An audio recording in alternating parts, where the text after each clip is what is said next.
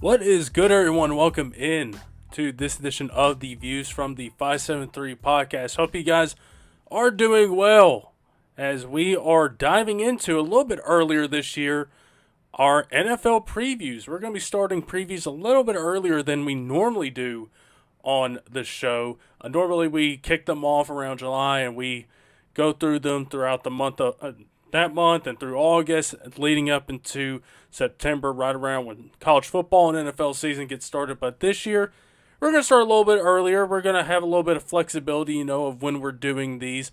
As you know, you guys, if you've been here long enough, normally Peter, Matt, and I will do an AFC North preview pod. Rebecca will come on and we'll do Chiefs and Mizzou.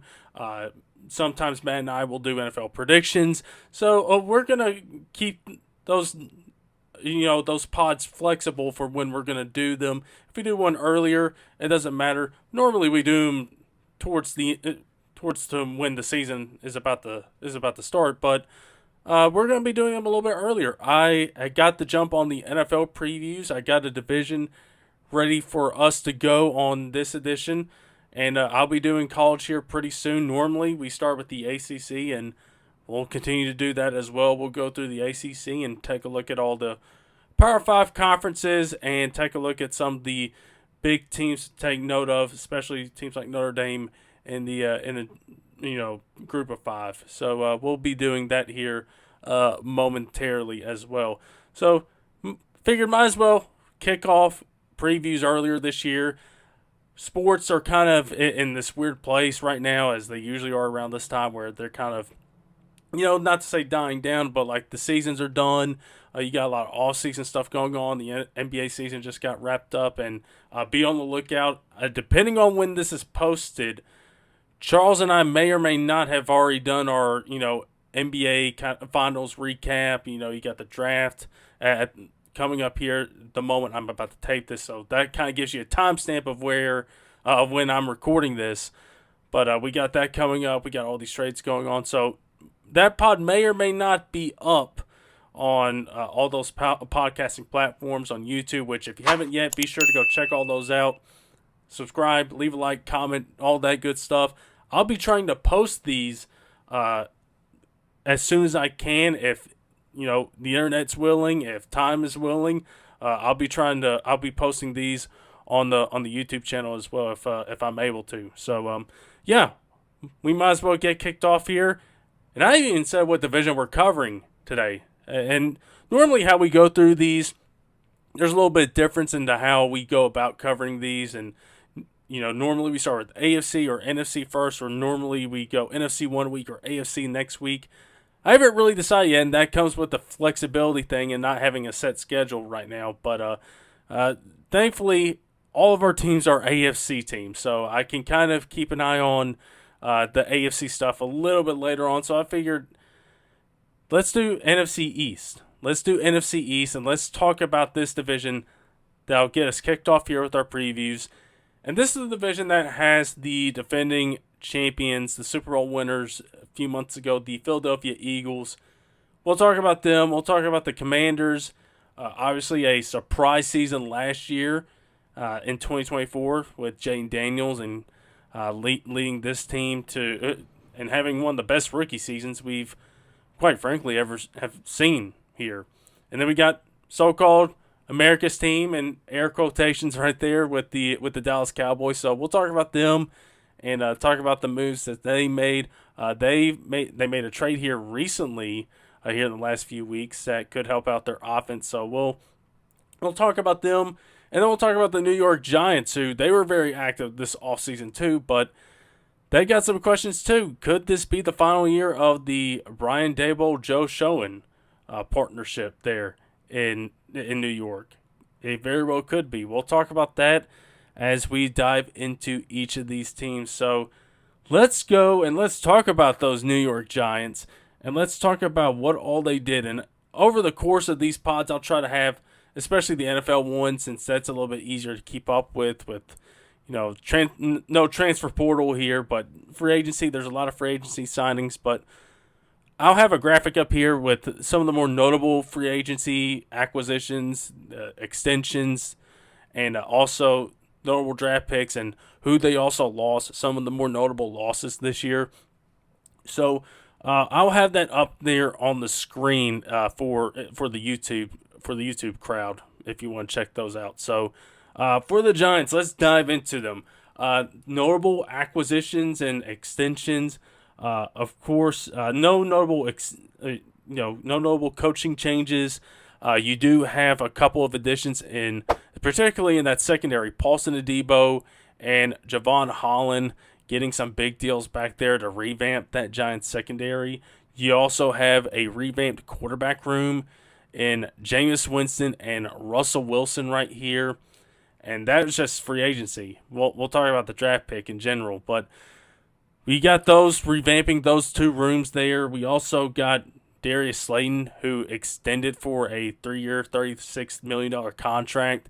And you got a couple other smaller additions, Chauncey Golston and James Hudson, Roy Robertson Harris as well, the defensive tackle, to help out there. But those were some of the more notable names they attacked in free agency. A couple of their losses that they had, Daniel Jones, he's out the door. He's now with Indianapolis. Dory Jackson at cornerback, he's gone. Azeez Ojulari, he's gone from that edge rushing room. And then I believe there's another one, Pinnock, the other safety.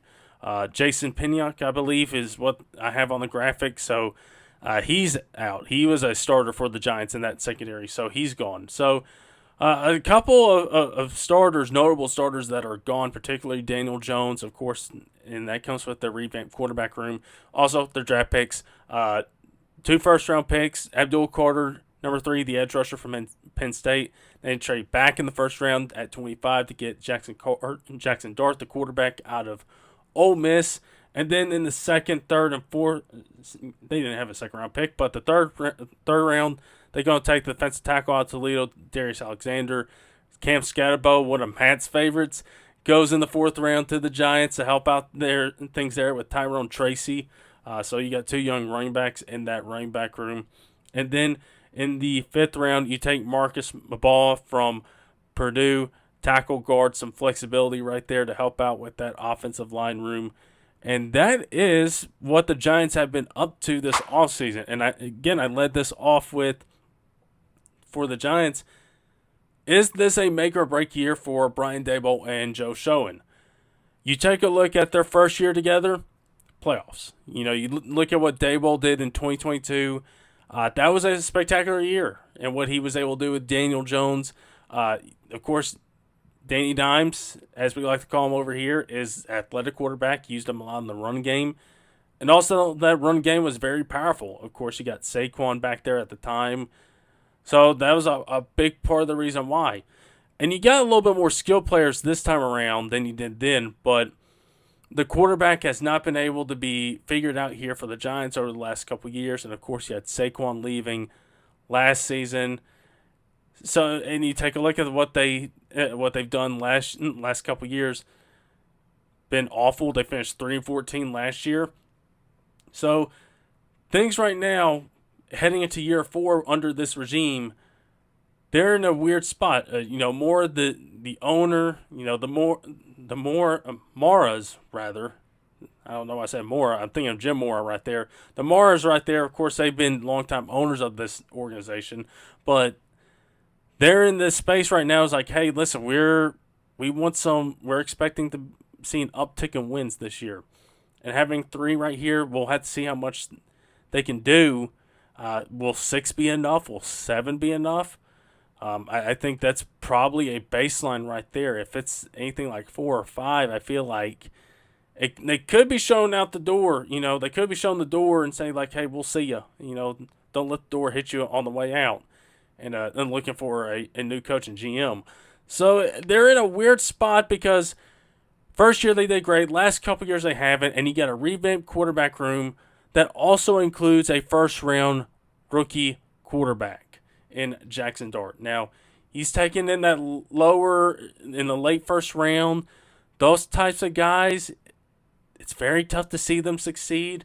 Of course, we've had Lamar Jackson, but I feel like Lamar's a one-of-one type of guy taken in that range, a guy that's won the Heisman. So I feel like that's, he's an exception to that so-called thinking right there as far as taking quarterbacks in the late first round. But I mean, you take a look at what Jackson Dart did at Ole Miss. He's got a little bit of athleticism compared to what Russ and what Jameis have. I think Brian Daboll's like, hey, listen, we finally got our quarterback. Daniel Jones, they didn't draft him. They finally got the quarterback after a couple years of trying to get their guy. Of course, they missed out on last year's class. So they're like, hey, listen, we got our quarterback now of the future. Give us some time to go and work with what we got here. And I think it depends on what we see from Russ. He did okay at times in Pittsburgh last year, but he's getting on up there. He's around 35, 36, something like that. So you got to be wary of that. He is going to throw the deep ball a little bit more, which I think for these Giants receivers, they're going to love compared to what Daniel Jones was able to do. Malik Neighbors, Darius Slayton, Wan'Dale Robinson, I'm sure they're going to love that. But besides that, I think, depending on what we see from Russ, if Russ does underperform a little bit, I think you could see a scenario in where Jackson Dart is kind of like a Michael Penix situation from last year, where he comes in late, they bench Russ, and you see some positive upswings, and so you're like, okay, we got something to build here. We got some built-in development, that we can plan for year 2 in this system, and maybe that's the case, and where the Maras give them a little bit more leeway to go and say like, hey, we're okay with keeping you another year. We saw enough improvement, and we saw enough improvement out of Dart that we're willing to say, hey, let's go into year 2 and see like what does this look like with him as the full-time starter, getting first team reps and OTAs, training camps, mini camps, all that good stuff. That may be the case. I mean, but you also take a look at the offense as a whole. You got your wide receiver 1 and Malik Neighbors, who was awesome last year. Slayton, Wan'Dale Robinson, they're coming back. But then you take a look at the rest of the group. The offensive line, it is solid. You do have the one big piece that you need to have in your left tackle, and that is Andrew Thomas. He was not healthy last year. I believe he only played like 6 or so games. So I think obviously one thing that can help your team this year is having your left tackle fully healthy and ready to go and playing more than just 6 games this upcoming season. I think that can go a long way in helping out your offense. The offensive line, I feel like there could have been other resources added to this group. Ellen Munoz, Runyon Jr., Van Roden, they're solid. You're still waiting on Evan Neal, which I feel like that might not happen at this point. John Michael Smith, who they took a couple years back. It grades out as fine. It feels like this offensive line is going to be a group that's like 25th or 24th best offensive line in the league, even though you do have that one big piece, and that is your left tackle. So it just feels like this offense as a whole, the offensive line, it feels like they could have added more resources, with the amount of resources that was keyed on with the defense, and we'll talk about the defense here in a little bit, but it feels like that's with the offense, and you got Scatterbo and Tracy there. Tracy, who had a 1,000-yard season, as a late round pick. He did remarkably well, especially considering he did that behind that offensive line. So what does he bring in year 2? Can he have another year like that? Can he be consistent? Or is Scatterbo going to get a lot of touches? Again, Matt really loved him coming out of the draft. He had a great year at Arizona State. Can he produce? Can he be I don't want to say it because I don't know if he has that in this type of versatility and this type of athleticism, but Christian McCaffrey type of stuff. Can he be versatile for him? So that's something that we'll have to see. But, I mean, obviously I think this offense is going to be keyed on how are the quarterbacks going to do. Malik Neighbors, year 2, how can he be one of the best receivers in all of football? Can he make that jump and join the other LSU receivers? It's probably not too big of a stretch to say that, considering, you got Jefferson and Chase up the top, and it feels like Neighbors is almost cut from that same cloth. So it feels like that could be the case. But looking at this team as a whole, how much of the lifting is the defense going to have to do? Because the defense, again, they made a whole lot of moves. They revamped the secondary, Paulson and Daboll. I mean, you take a look at the contract, it's fine, but with cornerbacks that get that type of contract, they haven't panned out as of late. But, I mean, with a guy that's supposed to get a second contract, a guy that's out there and you need help there, I see the move. I understand why. Javon Holland, it's kind of like a rectifying the Xavier McKinney move that they had a couple years ago where they let him hit free agency. He goes to the Packers. He does great. So it feels like it's kind of like, okay, we see our mistake here.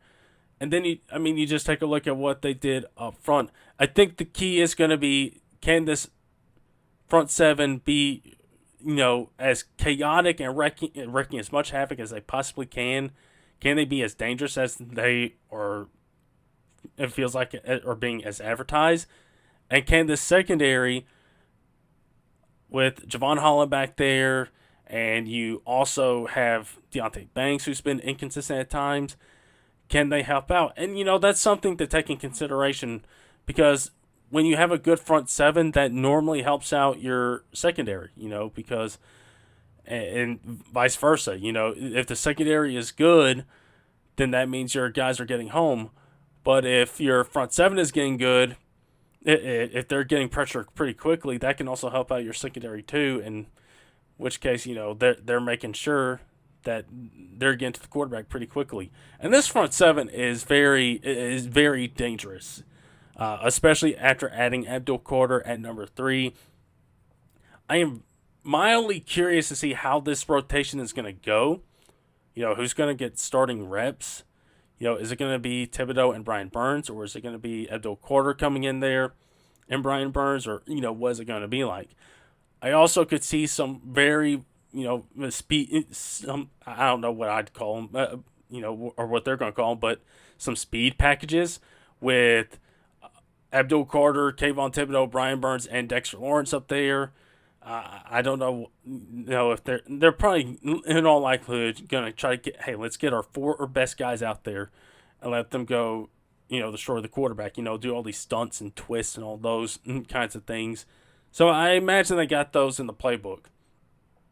But I'm also, you take a look at what else they did. Darius Alexander in the 3rd round to help out there. Robertson Harris, Nunez Roches is in there as well. So they got a healthy front 7 rotation with their edge rushers and defensive tackles. So they're looking pretty strong up there. So I think if this defense is going to be anywhere near the top, it's going to be because of their defensive front. At their secondary, if Javon Holland and Daboll can be as advertised, then they can be a really good unit.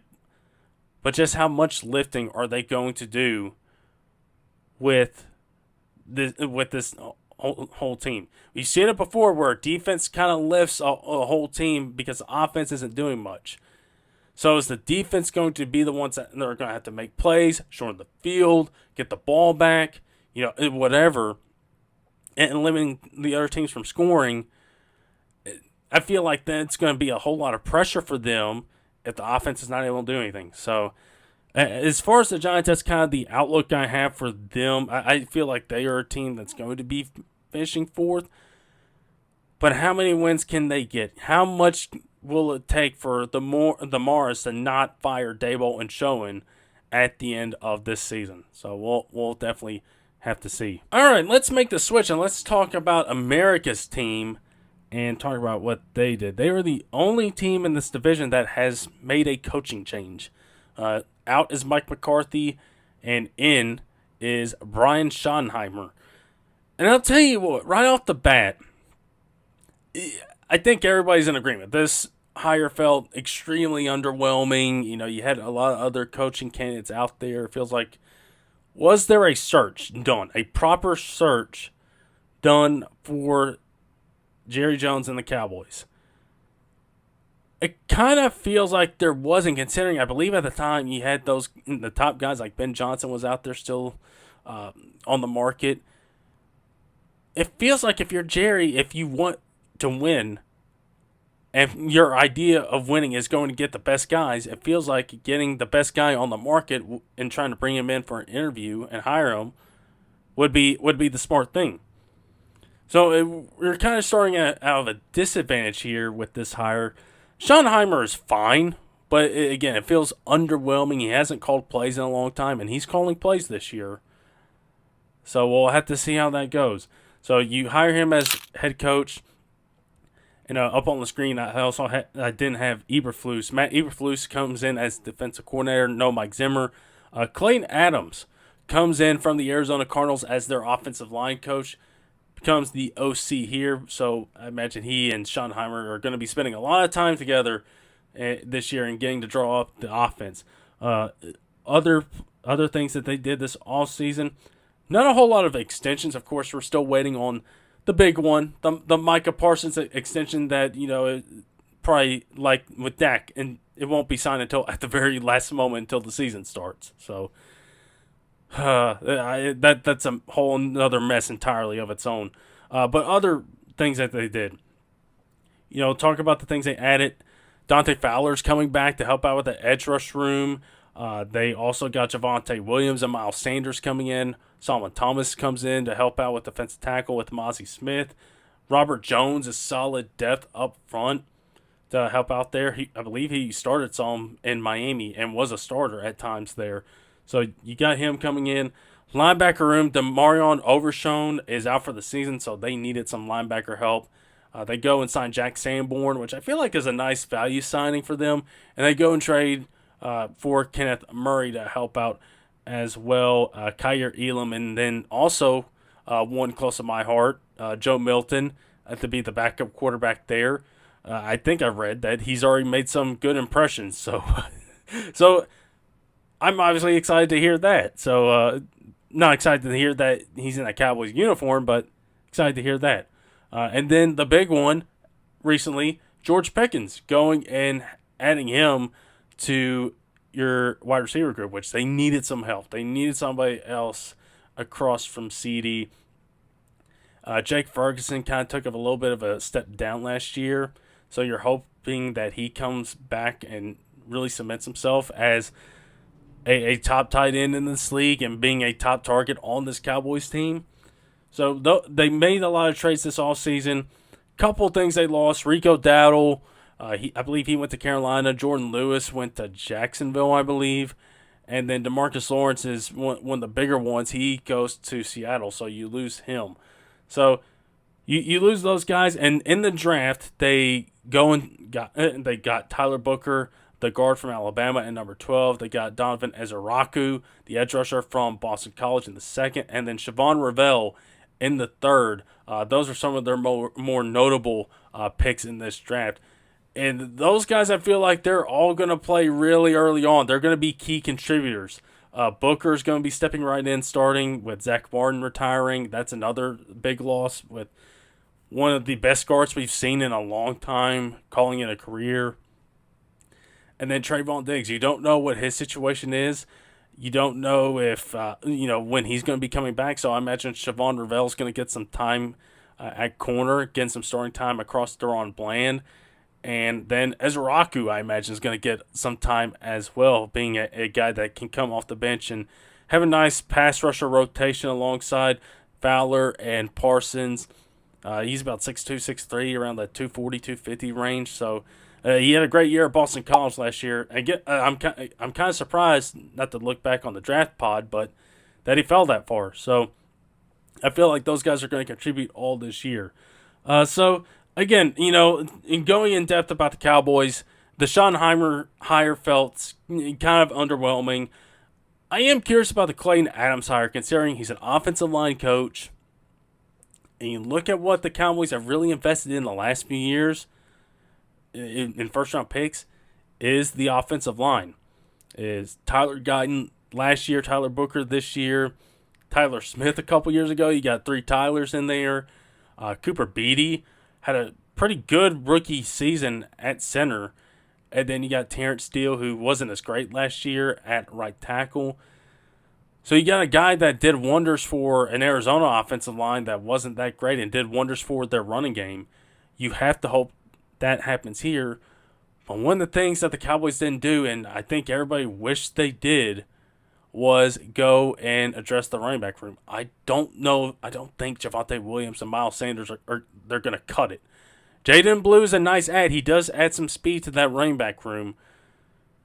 But that running back room does not inspire confidence. But maybe he can get something out of it. They had good running games in Arizona with James Conner, Trey Benson last year coming in there. So we'll have to see.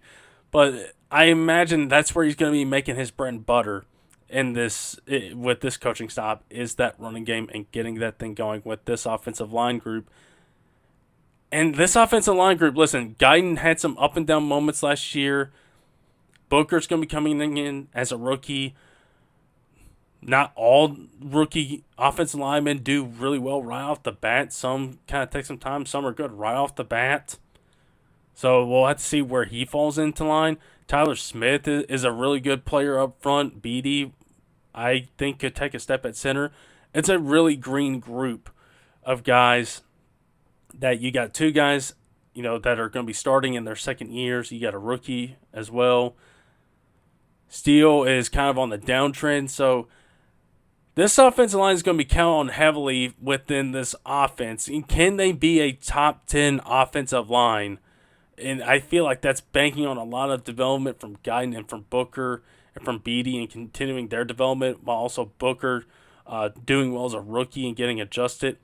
It does feel like he kind of fits, with a power running game. If they can get that going, then it's going to be a great fit for them. But this offensive line is going to be you like the offensive line in theory, you like it in theory, and you like the pieces there in the first round investments, but they all got to come together, and you got to hope for consistency and some improvement for all those parties involved. Take a look at other pieces. I think the George Pickens move is fascinating considering the type of player that he is, and as a guy that, if you don't get him the ball, is a guy that will, kind of, throw his hands up saying like, hey, where's the ball? But I do think the Cowboys definitely need this. I mean, you take a look at that wide receiver room. You got Tolbert back there, Mingo, Turpin, a couple other guys. It's just a room that needed some more talent besides CD and taking some pressure off of him. And I think that's what you're hoping that he does alongside Jake Ferguson. Just being a primary option for Dak if CD is covered, if he's double, if they're sticking to him like glue.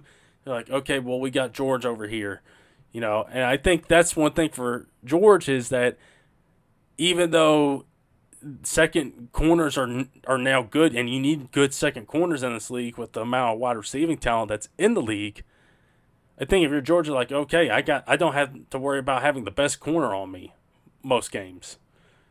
So I got I got CB2, or maybe I get thrown in the slot. Who knows? But you're gonna have you're not gonna have the other team's top corner on you. So it feels like that could really help out for Pickens in that regard, and just seeing how he's used in that offense, and then obviously seeing what's gonna come from Dak and what's gonna happen this year with him. Obviously, this was a down year for him. For this team in general. So we'll have to see what you get out of him in this new system with Schottenheimer calling the plays. I believe he called plays at Seattle, if I remember reading that right, and that was back, in the COVID season. So, and that was when Russ was still on the team. I think Russ had a decent season that year, so we'll have to see. Defensive-wise, I do like what they got up front with the edge rush group. I mentioned a couple of the guys with Ezraku coming in. You also got Sam Williams coming back. Marshall Nealon, who is a top, first or second round pick from a year ago. So you got him coming in. Fowler coming in as well. So you got a nice rotation there. It's just like, can you get anything out of the interior? That's been a sore spot for Dallas for a few years now. And you hope that you would get something from Mozzie Smith, but his development hasn't gone the way that they would want it to go. So you got to hope that that helps. And then your linebacker room of Sanborn and Murray, you hope they help. Sanborn, again, as a solid linebacker, and Murray was a former first-round pick, but just hasn't developed the way that a lot of people thought he would. So you're going to have them coming in, and then the secondary, again, is going to be hit by Trayvon Diggs not being there possibly. You don't know if he's going to be ready to start the season. Again, Ravel could be getting some time in there, getting thrown in there, and then he got Bland. So this defense, I think, the edge rush group is going to be the plus for this defense. And we'll have to see what Eberflus does. Thinking back to his Colts days, when he was with them, he's going to have a lot of guys that he can bring off the bench and try to go create some pressure. But I think the edge rush group is the plus here. Everywhere else I feel like is a question mark. Can the secondary get healthier? Can you get something from the interior? That remains to be seen. We'll have to see. I don't know if Solomon Thomas can provide some of that. I don't feel like he can. Again, a lot of these deals are 1-year deals. I do like the Robert Jones signing. Again, a guy that semi-started some games for Miami. So I feel like that could be a plus. But other than that, I feel like the Cowboys right now, just taking a look at their roster, I feel like it should be a whole lot better. I feel like the coaching hire should have been a little bit better. And I feel like, as listed here, I feel like this is going to be the same way this division might run. Even though we can talk about the Commanders and Eagles here, and we'll talk about the Commanders here pretty soon, but it feels like those two are the clear top two. The Cowboys are in there at 3, well, not being bad. They're just kind of average. And then the Giants are coming in there, in the cellar of the division. So that's kind of where I think I'm at with the Cowboys here heading into 2025. I feel like they could have done a whole lot better with their coaching hire. I feel like they could have done a whole lot better there. And adding a whole lot of other pieces to help out their defensive front, But I think they're running third in this division, if I'm being honest. As of this point, as of, let's see, what's day? As of June 25th, that's where I kind of feel like where the Cowboys are going to end up. I feel like they're going to be third. But who knows? Maybe that this Pickens addition will lift up that offense, and Schottenheimer will be in his bag, and he can do well where they can be a team that can potentially sneak in as a wild card team. Maybe it would be kind of like taking a look at the NFC North from last year. If you remember, Vikings were good, Lions were good, Packers were good. So it's just maybe they're in that. This can be that division this year. So we'll have to see. But that's kind of where I think the Cowboys are heading into 2025. Now let's go to the Washington Commanders, the team that last year took all of us by surprise, went to the NFC Championship game, and also probably had a rookie quarterback that had the best rookie quarterback season of all time. Getting his team that far certainly shocked all of us. So let's dive into the Commanders because they are a team that's also been very active this season, this offseason, and particularly in the trade market. But let's take a look back. In the graphic again, these are some of the more notable names that they brought back. They brought back a whole lot more that I hadn't listed. But Marcus Mariota, Bobby Wagner, Zach Ertz, John Bates are a couple to name a few. They added Jonathan Jones and Will Harrison to their secondary group to help them out. Dietrich Wise was added to help out with this edge group. Cleveland Farrell, I believe, is somebody they brought back, and Jacob Martin is somebody as well. And then the big move was Javon Holland, 3 years, $45 million. Still feel like that's a pretty rich deal for him. But that was their big acquisition in free agency. Now, as far as trades, this is where the big ones come. You traded 4 picks. They traded 4 picks, 25 third rounder for this past draft, and then a second and 26, and I believe also a fourth this past season for Laramie Tunsil for the Houston Texans. And then they go right back around and trade a 5th rounder for Deebo Samuel with San Francisco. So they made a couple big moves in the trade market. Now, as far as what they lost, Dante Fowler, He basically switches teams, which I think is funny. He was with Dallas a couple years ago, goes to Washington this past season, and then he goes right back to Dallas. So it kind of like make up your mind if maybe he ends up back in Washington next year.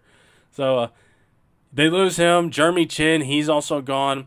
Diami Brown is, I believe, now in Jacksonville, so he's gone. And Jonathan Allen was a big one who left this team and is now with the Minnesota Vikings. Speaking of the NFC North, he's now with the Vikings. So you lose those guys. And then the draft. They moved around a lot of capital. Josh Connerly coming in with the 29th pick in the first round. Trey Amos in the second round from the corner from Ole Miss. And then Jalen Lane in the fourth round at receiver. So you take a look at this team. Very similar to what the Texans did last year. Flying high off a great, surprising season with a rookie quarterback that, blew everybody's socks off, was on fire. And then they win and were uber aggressive last offseason. And it just did not pan out. The offensive line was not great. And the Texans were not as great as they were last year. And Stroud kind of struggled. And they were not able to keep them upright a whole lot of the time. And you can kind of see the Commanders kind of look at that and sing their own offensive line. Who, honestly, for the pieces they had, was better than what they were expected to be by far. A lot of it is coaching and I think scheme and all that stuff. They were a whole lot better than they were meant to be. A lot of those guys, they're now backups now, considering the changes that they've made. But they were a whole lot better than some of their parts, a whole lot better. And I think they took a look at this offseason and like, okay, we're not going to mess around with that. We're going to get a bookend left tackle here, a bona fide left tackle that's had success in the league.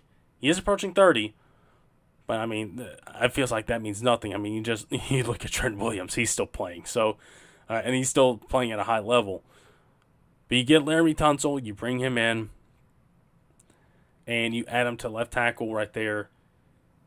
And then you also drafted Josh Connerly. It feels like, this guy's going to be... It feels like he's going to be their third or fourth best offensive lineman. At least that's what you hope. Now, maybe he does well, and maybe he does well to be the second best. But I think you take a look at this offensive line. They absolutely addressed it. Brandon Coleman now switches inside to guard. The biggest question, though, is Samuel Cosme.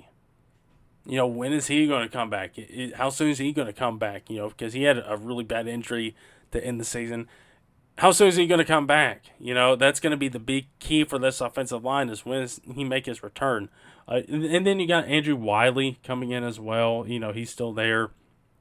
So we'll have to see, but it's clear they see the improvement. They want some improvement at the offensive line. Like, listen, we don't want to do that again. We don't want to risk it.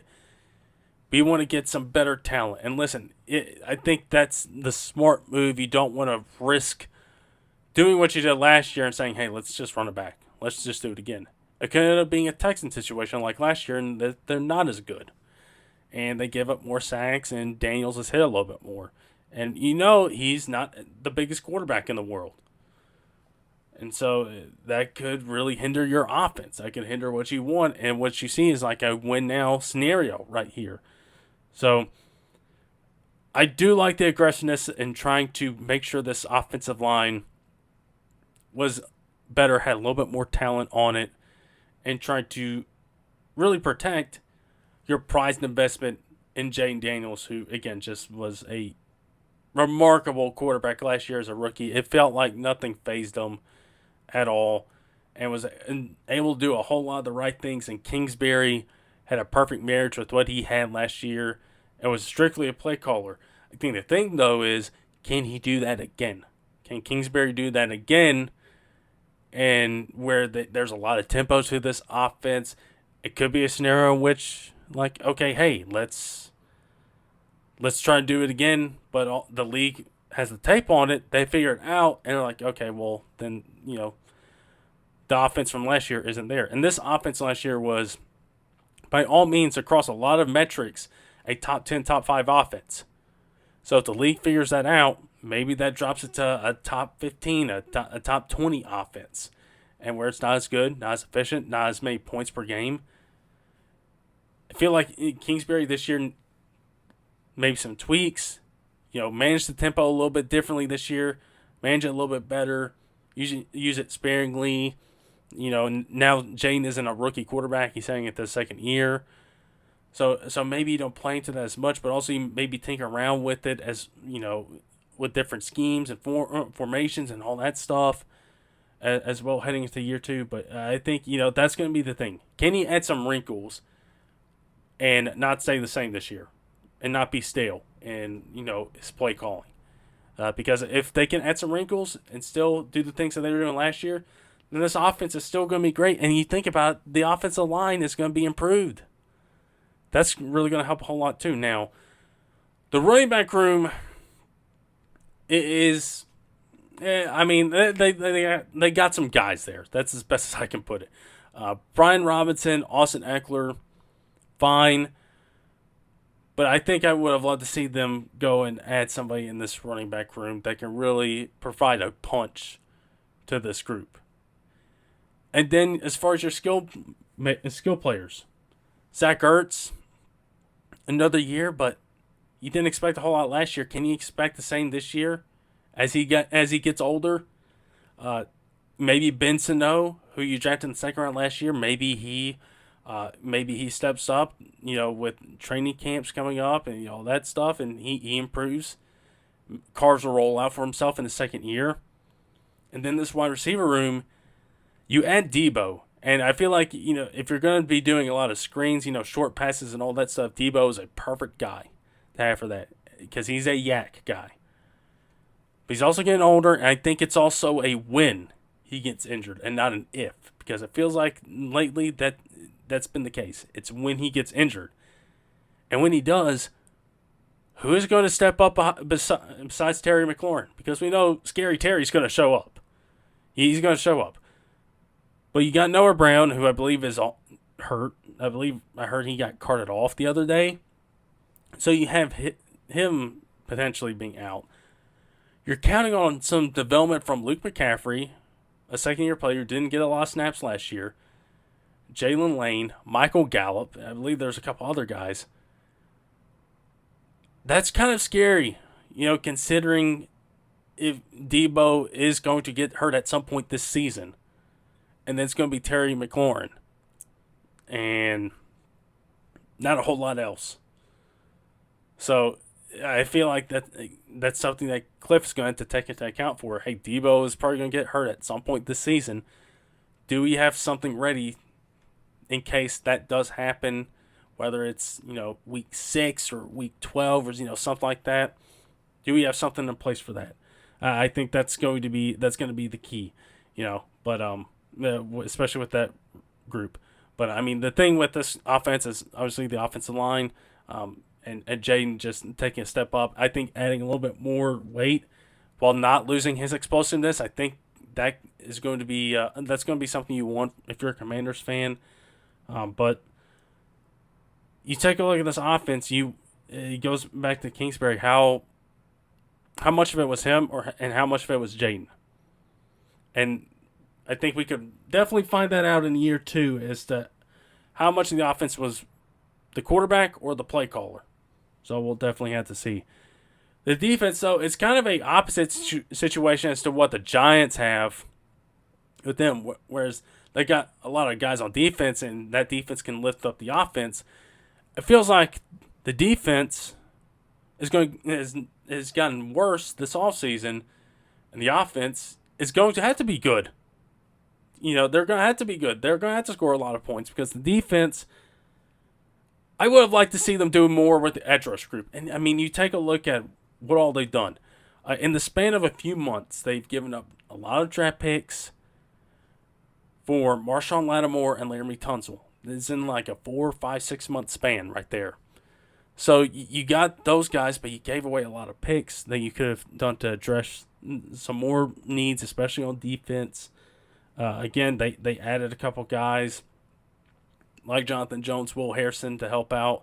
They drafted Trey Amos, which I think you expect them to help. And you slide Mike Sanders still to nickel, and you have Lattimore and him on the outside. And I think that's what the plan probably is.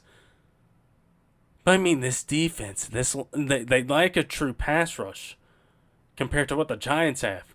It feels like they just got a lot of Jags, and not Jacksonville Jaguars, just another guy.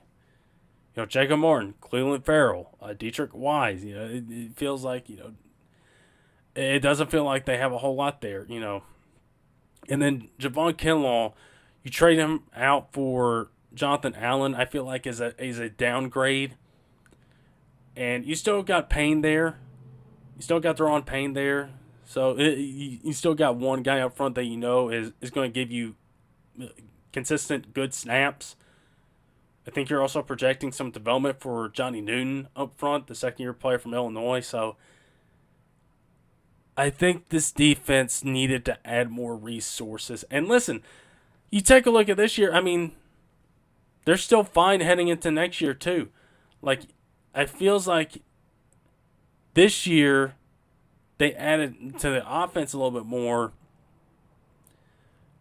And maybe next year is the year where they go and all in on defense, because I believe they also got a lot of cap space next year. But you also want those cheap, cost-controlled contracts with your rookies, and that's where the draft picks and not having as many of them comes into play. So I don't know. It feels like defense was not heavily addressed as much and didn't see any significant improvement, unless you want to count Trey Amos as that. I think losing Jonathan Allen, even though he's getting a little bit older, that is a loss to take into account. So we'll have to see. Maybe that is a plan, and I feel like they could have used some pass rush. Again, it's a complete inverse of what the Giants have with their defense, whereas the defense has a lot of potential and could be dangerous there. The Commanders' defense just feels kind of meh, And again, going back to what I said, they feel like they got a lot of Jags as edge rushers, in this group. So I don't know. Dan Quinn, you're going to have to carve something up pretty quickly here with this group. And I don't know if it's Frankie Louvu jumping off sides, 3 straight times. I don't think that's the game plan right there. So I don't know, but obviously the move was for the Commanders to say, like, hey, we feel like we're in a win now scenario, and we've seen teams like this in the past. Again, the Texans did this last year. So we'll have to see if it works out for them this year. I do think they are going to be a good team this year, but I think a lot for the offense is just like, is it going to be a repeat of last year, or are you going to get the same stuff and you got some wrinkles added in there to help out? Or are the teams around the league going to figure it out? So we'll definitely have to see what happens with the Commanders and see what happens in 2025. And then finally, let's go to the defending Super Bowl champion Philadelphia Eagles. And of course, one of the big questions is there going to be a hangover for the Eagles heading into this year? And that's definitely the case. I mean, we've had a recent repeat champion here with the Chiefs. Can they do it again? I think the one thing you take a look at, and we'll talk about what they added and what they've lost and all that stuff. But I think one thing you take a look at is this roster. There's clearly a little bit of a downgrade from what they had last year. But I think this is all in the thinking of Lowry and Howie Roseman, and how they build their roster year to year. And this is why they have so many of those later draft picks that come in, fill in, and then, a couple years later, they have big-time roles on this team. So I think that is kind of the way they see this now, is like, hey, we don't want to pay for these guys that we have heading on the outs. We feel like we got guys in the house that are going to be good, just as good, and we're not going to see too much of a drop-off, It feels like that is the Eagles' kind of MO, over the course of their roster building period that they've had over the last few years.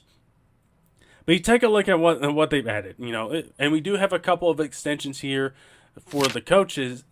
Nick Sirianni gets an extension, Super Bowl winning head coach. Duh. No surprise there. They extended a couple big time players. Extended Cam Jurgens to a big deal. You see that with the graphic on the screen, big deal for him coming in, replacing Kelsey at center. Zach Bond is coming back after a 1-year prove-it deal, does really well. And Saquon gets an extension as well. So big-time extensions for 3 big-time key players from last year's squad. And then Kevin Patullo comes in as the new offensive coordinator for this group. This team a couple years ago, they made some changes. They lost a guy at OC in Steichen. They went to Brian Johnson. That didn't work out. Play calling wasn't great, and then the offense kind of suffered because of it. So that'll be a talking point this year. Is will history kind of repeat itself with that? But then you take a look at what else they added. A lot of small deals for guys for free agents.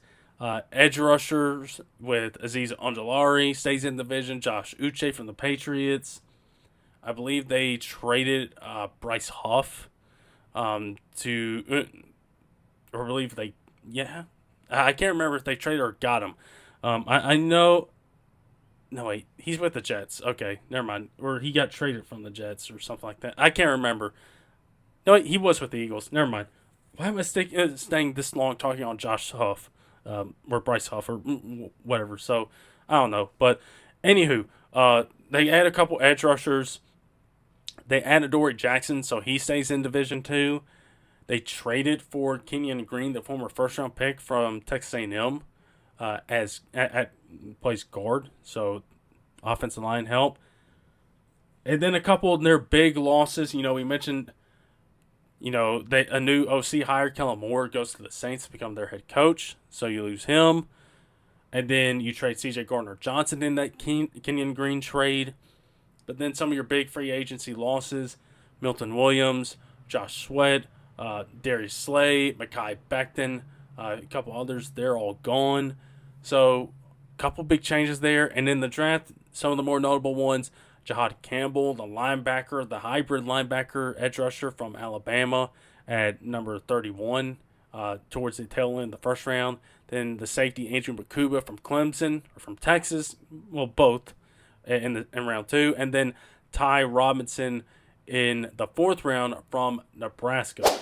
So what to make of the Eagles? Again, it feels like this team, there's a worse roster, but it feels like, again, that approach that they've had, it feels like it is right, because hey, listen, they're we're not going to run it back. We're going to not pay those guys a whole lot. We're going to let them hit the market, and they're going to get some comp picks for them next year. With the contracts that Milton Williams and Josh Sweat and those guys went for, they're gonna see some comp picks, so they'll have those to keep in mind. They'll have those in their back pocket next year. But it feels like this is the right approach, and just sticking to what they've been doing the last few years and just letting those guys go and bringing some other guys in, and having some guys in house. I feel like Ujomo is a good case of this at defensive tackle. He's going to see an increased role this year because Milton Williams is now gone, as is Jordan Davis. He's going to be expected to really contribute now. He had his moments last year, but he's going to really be expected to contribute, considering his running mate, who is also at Georgia. Mind you, this is the Philadelphia Bulldogs, especially on defense. Jalen Carter has turned into a stud of a defensive tackle. This guy was not letting up last year at all. He was amazing in his second year and was worth the pick at what the Eagles got him at, 10th, I believe. And I believe that's when it was. So that was clearly a right investment. But you got a guy like Jordan Davis that's going to be expected to contribute. You got other guys like Uche and Ojulari that's going to be helping with the edge rush group.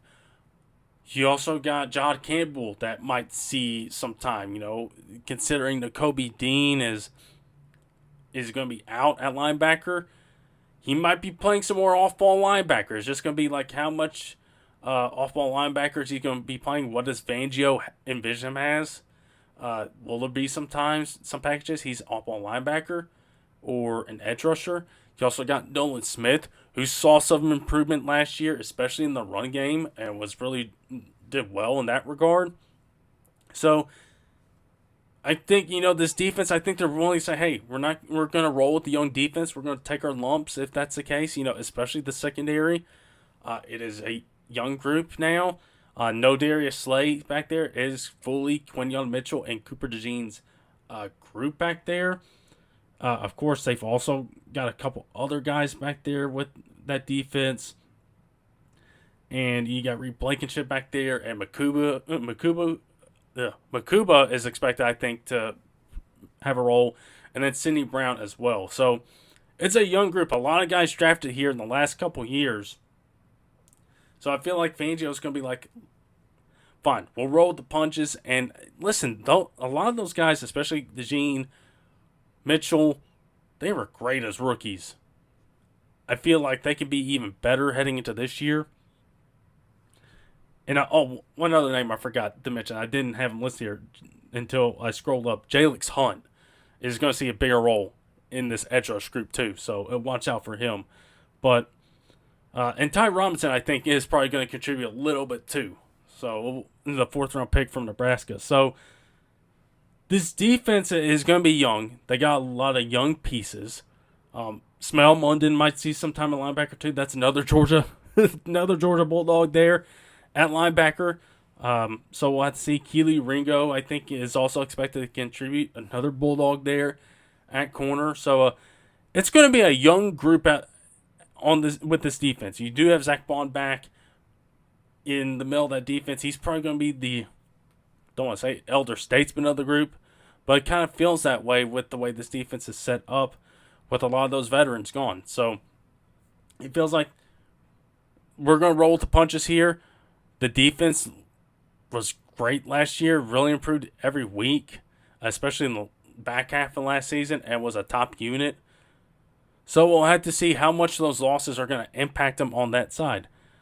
But I think this defense, these young guys are really good. Like Jalen Carter last year was really good. Quinyon Mitchell was outstanding. He stuck to receivers like glue. Cooper DeJean had an impact. He made his impact known in the Super Bowl. Had that big pick 6 right there. Jordan Davis had his moments. Nolan Smith had his moments. Nakobe Dean as well. He was starting to pick it up before he got hurt. So we'll have to see. But this defense is going to be young. I think it's wise to expect a couple of lumps, considering a lot of this group is young. But I think there will be a point at sometime next season where they will find their stride and they won't look so young anymore. So, and I'm also very excited for Jalen Carter season 3 out of him after what he did last year. He should be even better this year. But then you take a look at this offense. And this offense, there's some changes here. Of course, Kellen Moore's gone, so that's going to be something to keep in mind here. How much is that play calling? What's it going to look like this year? And is it going to cause a dip in the offensive production, or is it going to continue what we saw last year? Of course, last year's group, it was a lot of run-heavy stuff. AJ, you got that meme of him reading the book, with having Saquon being as good as he was last year. I mean, probably fair. As good as AJ is, Saquon, just going gangbusters and hurtling over people backwards last year. I mean, it's like, come on.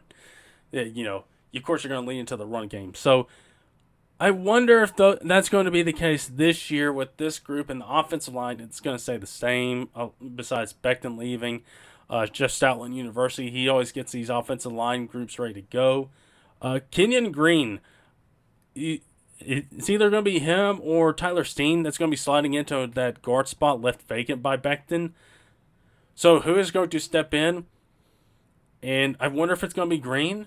He's got that first-round pedigree. Can he finally see some proper development there with Stoutland? That's going to be a key thing to watch. It feels like Steen might have the inside track considering he's been there a while and Stoutland has worked with him. But other than that, the offensive line, it looks the same. You got Mailata, tackle, Dickerson at left guard, Jurgens getting the big contract at center, and Lane Johnson, who just will not quit at right tackle. Again, it's a really good group. But a lot of it does depend on the play caller and how much of this offense is going to be a running team this year or a passing team. AJ, Devontae, they're really good options. 1A, 1B. Devontae had a really good season last year. Dallas Goddard is going to be the key talking point, I think, with this offense. In that there was talk of maybe potentially moving off of him and going in another direction, maybe going into the draft and getting one of the tight ends. Grant Calcaterra is the backup tight end. And I think if there's one thing to nitpick with this offense is that the skill position players behind them, it's kind of like with the Commanders a little bit. They got those. You got your 1A, 1B, and those guys, but who's behind them? Who is behind those guys? It feels like there's not a whole lot of proven depth back there with their options at receiver and at tight end. So I feel like that could come into play, especially if one of those guys gets hurt. If Goddard gets hurt, then it's Calcaterra's job then to be tight end one. So we'll have to see. And then Jalen Hurts. It is going to be a key thing to watch too, especially with how he involved is he with the running game and the passing game in general. I don't think we're going to see, to touch on Saquon real quick, I don't think we're going to see a year like Saquon had last year. I just don't. I think it's going to be, you're going to see it take a step back. They did sign A.J. Dillon. Will Shipley is a young running back. Maybe they get some more carries. Dillon didn't miss a whole lot of last year, so we'll have to see. He is a bigger back. So we'll definitely have to see, but I don't think we'll see a year like Saquon had this year, like he had last year. This year, I don't think we will. I think it'll be a little bit of a step back, but he's still going to be really good. But Jalen Hurts is going to be interesting to watch again, considering it was a run heavy offense last year, but he was pretty good as a passer. He was pretty good at passing the ball last year, and just what he was able to put on film. His passing yards were down, but he was a lot more efficient and didn't have as many turnovers last year. And I think that's what you want from this Eagles offense. Keep the ball on the field, and I feel like the run game. That's a big reason why he kept the ball on the field a whole lot more, kept the defense fresh, and all that good stuff.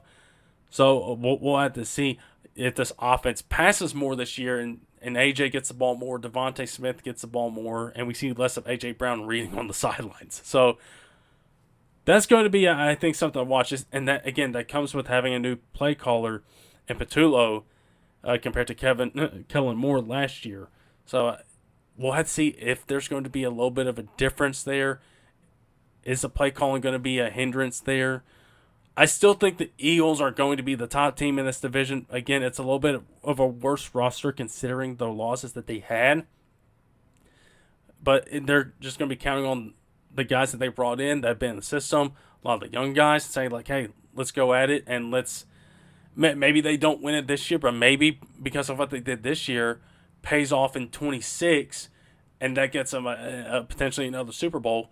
Or who knows? They may just kick the door down, and say, "Hey, screw it. We're gonna be good this year again with these guys. Yeah, they might have some lumps, but they're gonna be good, and we're not gonna take a step back. We're gonna continue rolling on, and we're gonna go and try to win the whole thing again." So we'll have to see. But that's kind of where I think the Eagles are lined up within this division, and I think that is all I have for them, and that is all I have for this edition of the show. Again, guys, thank you so much for tuning in. We will be doing these throughout the course of the summer. I don't know what division I have planned yet. We got 3 NFC divisions, so it'll be an easy pick. But we'll talk some more previews. We'll talk some more NFC and see where these teams stack up within this conference. I think there's some really good teams in this conference, and I'm excited to talk about all of them here in the upcoming weeks. So be on the lookout for those podcasts, those YouTube videos.